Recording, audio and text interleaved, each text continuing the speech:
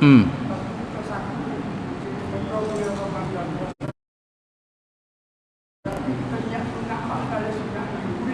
Oh, kalau kita nak puasa qada, kita niat qada dulu. Dia panggil hak besar. Hak besar tu hak qada, hak wajib, ya besar. Aku puasa esok hari qada fardu Ramadan. Kita ada tinggal Ramadan ni 2-3 hari masalah kena uzur.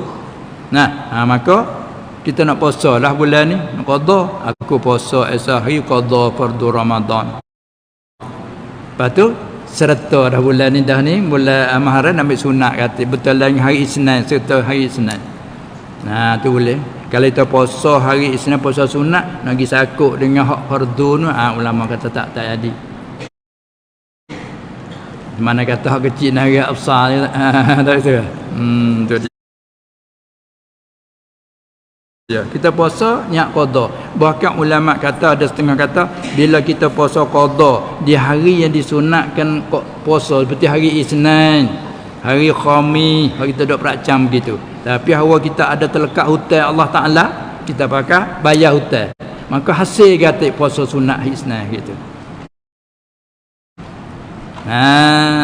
Kata setengah tak hasil pasal tak ada niat. Innamal a'malu binniyat. Kalau itu nak ra'ing hak tu aku puasa esok hari qada fardu Ramadan serta sunat hari Isnin. Tak ada hilal hak tu. Tu dia. Itulah cara-cara dia. Boleh lagi masa kita luas lagi.